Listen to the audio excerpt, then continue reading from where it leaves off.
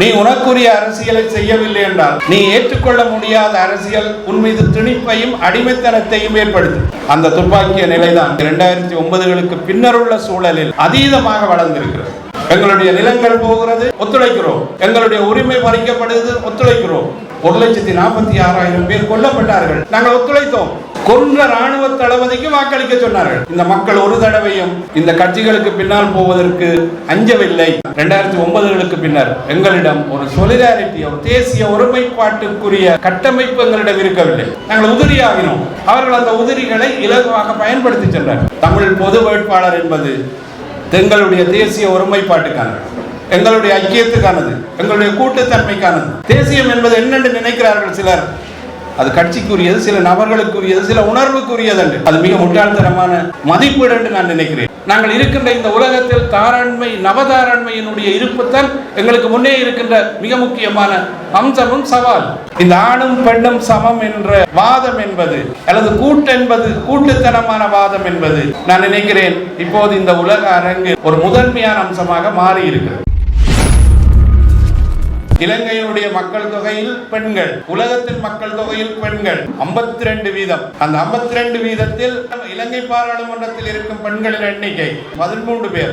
இதுவரையில் சட்டசபையில் இருந்து 1833 இருந்து இன்று வரை 349 பேர் பெண்கள் சட்ட சபையில் அங்கத்தவர்களாக இருந்திருக்கிறார். இந்த ஆணும் பெண்ணும் சமம் என்ற வாதம் என்பது, அல்லது கூட்டுத்தனமான வாதம் என்பது, நான் நினைக்கிறேன் இப்போது இந்த உலக அரங்கில் ஒரு முதன்மையான அம்சமாக மாறி இருக்கிறது. இந்த மாற்றத்துக்கு நீங்கள் எல்லோரும் உறுத்துடையவர்கள். ஆகவே நீங்கள் ஒரு பொருளாதார மூலதனமாக ஒவ்வொரு பெண்களும் இருக்கிறீர்கள். நான் சமூகத்தினுடைய இருப்பின் வடிவமும் அதுதான். இந்த சமூகத்தினுடைய இருப்பின் எழுச்சிக்கு பின்னால் இருப்பதும் ஒரு பெண் ஒரு பொருளாதார முதலீட்டு குறித்துடையவளாக இருக்கின்ற போது அவள் அங்கீகரிக்கப்படுகிறாள். அவள் சமூகத்தினுடைய உழைப்பில் முதன்மைப்படுத்தப்படுகிறாள். பெண்கள் ஒரு பொருளாதார முதலீட்டு குறித்துடையவர்களாக அல்லது பொருளாதார மூலதனத்தை கொண்டவர்களாக தங்களை கட்டமைக்கின்ற சூழல் இருக்கும் போது சமூகம், குடும்பம், சமூகம், தேசம் தானாகவே ஒரு அங்கீகாரத்தை அவளுக்கு வழங்கும். உண்மையில் இத்தகைய சூழல் தான் இந்த சமூகத்தினுடைய தேசிய ஒருமைப்பாட்டை சாத்தியப்படுது. இந்த மண், இந்த சமூகம், இந்த இனம் தனக்கென்று சில தனித்துவமான அடையாளங்களை முன்கூட்டியே அடையாளப்படுத்தி சென்றிருக்கிறது. இதனுடைய பண்படுத்தல்களும் இதனுடைய திறன்களும் இந்த மண்ணிலிருந்து தான் தோற்றுவிக்கப்பட்டது. இதனை உங்களுடைய எண்ணங்களில் வைத்துக் கொள்ளுங்கள். அடுத்த சந்ததி ஒன்று எங்களுக்கு வேண்டும், ஆரோக்கியமான சந்ததியாக வேண்டும். நீங்கள் இடுகின்ற முதலீடுகள்லாம் அந்த சந்ததியினுடைய அடிப்படை. நான் நினைக்கிறேன் இலங்கையில் பெண்கள் நிமிர்வதற்கு மேரி ரட்னம் ஒரு காரணமாக இருந்தார்.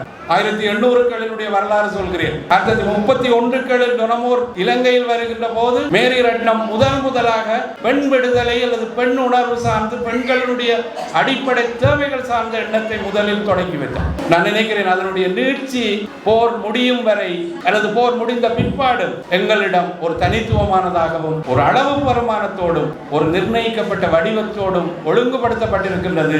அரசியல் என்பது ஏனைய எல்லாவற்றுக்குமான அடிப்படை. லெனின் குறிப்பிடுவார், நீ உனக்குரிய அரசியலை செய்யவில்லை என்றால் நீ ஏற்றுக்கொள்ள முடியாத அரசியல் உன் மீது திணிப்பையும் அடிமைத்தனத்தையும் ஏற்படுத்தும். நீ அதுக்கு கட்டுப்பட்டு இயங்க வேண்டிய துப்பாக்கிய நிலை உனக்கு ஏற்படும்.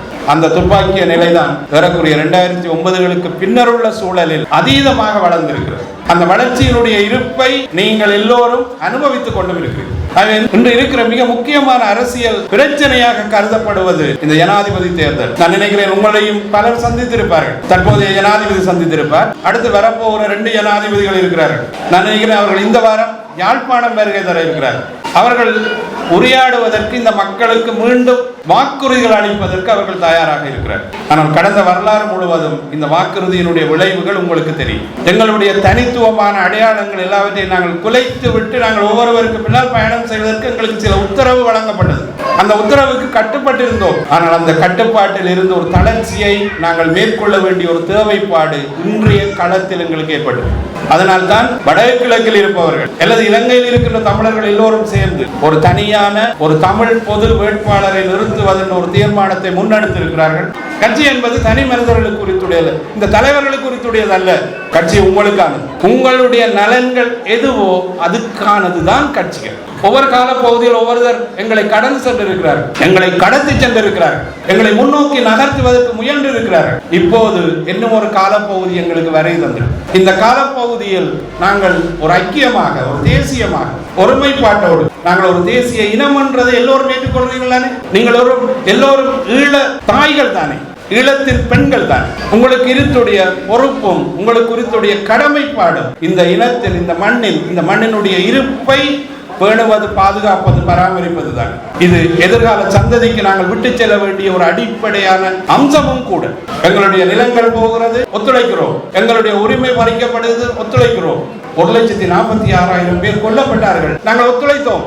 கொன்ற ராணுவ தளபதிக்கு வாக்களிக்க சொன்னார்கள். இந்த மக்கள் ஒரு தடவையும் இந்த கட்சிகளுக்கு பின்னால் போவதற்கு அஞ்சவில்லை. ஆயுத போராட்டத்துக்கு பின்னால் போனோம், அதே விடயத்தை அரசியல் கட்சிகளுக்கு பின்னால் போனோம். இந்த தமிழ் பொது வேட்பாளர் வெற்றி பெறுவாரா என்ற ஒரு சந்தேகம் கூட என்னிடம் இருந்தது, நிறைய குழப்பம் கூட இருந்தது. இது இப்போ ஒரு 6 மாசத்துக்கு மேல் அல்லது ஒரு பல வருடங்கள் மேலாக என்னிடம் இருக்கின்ற ஒரு குழப்பமாகவே இருந்தது.